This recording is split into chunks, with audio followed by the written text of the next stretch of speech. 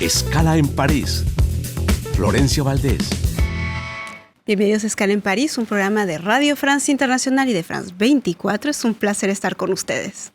Lo que da el 2026 ha valido de prueba de fuego para la defensa europea. Si la guerra de alta intensidad en Ucrania fuera poco, las amenazas de Trump de hacerse con Groenlandia y sus ataques constantes a la OTAN dan una pata en el hormiguero en una Europa que creyó durante décadas que su socio estadounidense era fiable y que las bombas eran asunto de memoria. Si en las capitales europeas y desde Bruselas el rearme y una estrategia conjunta parecen una evidencia, y más aún ante la crisis de Hormuz, ¿qué tan real es la toma de conciencia y cómo se está implementando el plan de defensa europeo? Se le preguntamos a Laura Lisboa, que es investigadora en defensa, doctorante en el Centro de Estudios Internacionales de Sciences Po, aquí en París. Muchas gracias, Laura, por estar con nosotros.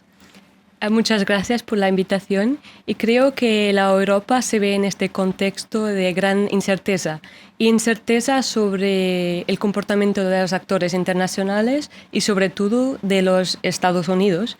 Y por la Europa creo que hay una necesidad de tener más autonomía y más independencia de los Estados Unidos en materia de defensa. Y eso implica, claro, más investimiento, y creo que podemos hablar de cómo hacer este investimiento y qué se está haciendo. Y también obliga... Y de dependencia también, porque es una dependencia a muchos niveles. Sí. Correcto, material y sobre todo en armamento. Y eso, claro, es preocupante para Europa ahora. Y hay que elegir caminos claros. Y muchas veces no es fácil hacer esto en contexto de bloque. El bloque europeo. Exacto. Y bloque OTAN. De eso vamos a hablar, pero antes, evidentemente, Hormuz, esta crisis de Hormuz, que es un caso de escuela de la encrucijada en la que enfrenta a los europeos. Por un lado, quedan al margen de esta negociación, y por otro lado, Estados Unidos cuenta con los viejos aliados para garantizar la seguridad del estrecho, por lo menos aportar. Entonces, ¿qué enseñanza le queda a los europeos de este conflicto que impacta en primera instancia al bloque? Claro, que hay un impacto muy directo, un impacto comercial, pero también hay un impacto, creo, que es más amplio y más fundamental de la resiliencia de la orden internacional. Y se discuten cosas que nunca hemos hablado. Por ejemplo, de poner una tarifa en el estrecho. Es una cosa que nunca se habló antes en la historia. Un impuesto, claro. Claro, y tenemos también Donald Trump, que hace promesas de destruir una civilización entera. Cuando habló de Irán. Exacto, cuando habló de Irán. Y tenemos algo que nunca hemos visto en la historia. Y creo que eso es el problema más fundamental para la Europa, que hay una orden internacional, y una orden internacional creo que favorece a los europeos, que se está destruyendo. Y una orden internacional en que efectivamente, como lo decíamos, Europa está en el centro y al mismo tiempo marginaliza. Entonces es complicado posicionarse en, claro, en esta ambigüedad.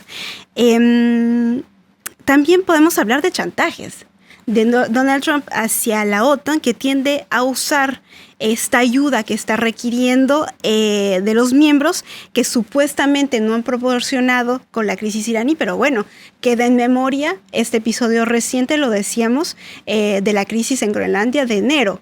Entonces también este chantaje es complicado de manejar para el bloque. Claro, este chantaje, por ser algo nuevo que no esperábamos, es muy difícil, porque creo que hay presupuestos que en Europa no eran discutidos, como las garantías de seguridad de los Estados Unidos. Pensábamos que siempre serían aliados, pero hoy hay una incerteza, y yo creo que importa comprender que este fenómeno no viene solo de Trump. Ya con Obama, en 2010, se hablaba de que la política exterior de los Estados Unidos no sería más solo centrada en Europa y en el Medio Oriente, sino también hacia China. Exacto, en Asia. Entonces hay una tendencia más grande que empieza antes de Trump, de recentrar la política externa americana en otros puntos del mundo, que no solo en la Europa. Pero claro, con Trump hay una incerteza más grande, porque es imprevisible lo que va a hacer. Y este cambio de doctrina viene también acompañado de esta urgencia que hablábamos del conflicto de alta intensidad que retoma en 2022 en Ucrania, ese ataque de Rusia, la dependencia gigantesca que decíamos y también esta dependencia material, que es el gran talón de Aquiles europeo, porque esta, usted lo decía, es una dependencia material y dependencia estratégica también. Sí, yo creo que lo que hemos visto también en Ucrania es que, por ejemplo, cuando se compra armamento en defensa, hay que gestionar dependencias. Y son investimentos a 30, 40 años. Transferencia también de inteligencias. Sí, exacto. Y son investimentos a un plazo muy largo y que los países que compran, por ejemplo, armamento americano, están dependientes de ellos para su utilización y y su actualización. Entonces, hay que gestionar estas dependencias, pero hay que comprender que los tiempos de que estamos hablando son tiempos muy largos con un gran impacto. Que no coinciden con los tiempos actuales, que todo va tan rápido. Exactamente, sí. Y tengo una cifra, un 34, desde el 2022, guerra en Ucrania, las compras hacia Estados Unidos han sido masivas, las compras desde Europa, un 34% de contratos van para los Estados Unidos y entre más, esa es la paradoja también, entre más amenaza Estados Unidos de no garantizar con el paraguas de la OTAN la seguridad europea, más compras individuales desde los países se multiplican. Entonces estamos otra vez en estas paradojas europeas. Sí, claro, pero cada vez vemos también más empresas europeas a producir armamento y a intentar gestionar esta dependencia tienen una producción propia. Claro que hay muchos desafíos, pero lo vemos también sobre todo en la industria de drones, que ahora es muy, está en crecimiento. Se está impulsando. Sí, exacto. Entonces, claro que vemos que siguen comprando y es difícil de hacer esta disociación, pero también hay un intento de caminar justo a más autonomía. Y esta autonomía, caminar hacia más autonomía, solo que estamos ante un contexto bélico que combina este ataque frontal que vemos claramente en Ucrania o las incursiones de drones en los países que colindan a Rusia, pero lo vemos también de manera híbrida. Ataques cibernéticos, injerencia en elecciones, propaganda. Eso es lo que se llama la defensa híbrida, que usted conoce muy bien. ¿De qué estamos hablando realmente? ¿Y Europa se está realmente armando en este sentido? Sí. Bueno, cuando hablamos de defensa híbrida europea, hablamos de un fenómeno que se intensificó en los últimos 10, 15 años de dar respuesta a lo que llaman ataques híbridos, que son ataques diferentes de los ataques militares convencionales. Por ejemplo, un ataque convencional sería un país envía un misil al otro en contexto de guerra. Pero usted habló de ciberataques, de propaganda, de injerencia en elecciones. Ese tipo de ataques se caracterizan como híbridos porque yo diría 3 motivos. Porque muchas veces no es fácil atribuirlos, saber quién los ha hecho exactamente. Y segundo, porque hay muchas líneas rojas. No es fácil comprender si es un ataque deliberado, si es una provocación, si es un accidente. Por ejemplo, hace un mes cayó en Rumania, en un edificio residencial, un misil ruso. Se presupone que fue un accidente, pero no es fácil determinar y tampoco es fácil determinar qué es una respuesta proporcional. Claro, porque como si no sabemos de dónde viene, en el principio, uno de los principios fundadores de la OTAN es que si un país miembro es atacado, todo el bloque debe responder. Pero claro, en ese caso de ataque híbrido, ¿a quién se ataca? Y podemos decir realmente si Rumania fue atacada. Entonces, esa es la complejidad. De hecho, existe un centro europeo de defensa híbrida, ¿no? Sí, exactamente. Existe ese centro de excelencia para la lucha contra las amenazas híbridas en Finlandia.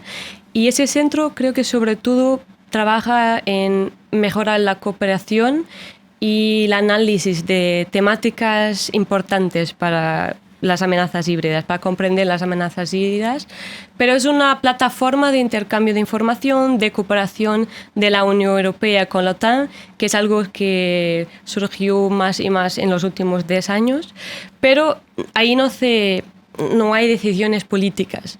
Es más como en inglés se llama pockets of expertise, como bolsas de conocimiento sobre una temática específica que son muy importantes, claro, y por eso siguen creando más de estos centros. Pero no lleva a lo operacional. Y si hablamos de lo operacional, usted hablaba de drones que según los expertos en la materia, que realmente, y que lo vimos ahora con Irán, que lo que se requiere aquí, digamos, en Europa hay grandes empresas fabricantes de armas que hacen, digamos, como alta costura armamentística. Sí. Y ahora lo que se está imponiendo en el terreno son estos drones baratos, entre comillas, fáciles de utilizar y desechables. Uh-huh. ¿Se está realmente yendo hacia esta dirección? Sí, se está yendo en esa dirección. Yo creo que, claro, porque es muy obvio ahora, especialmente en Ucrania, que estos drones son disruptivos en combate. Y son disruptivos porque son, como ha dicho, baratos y son precisos y muchas veces pueden llegar a donde no se podría llegar con una persona, por ejemplo, en un avión.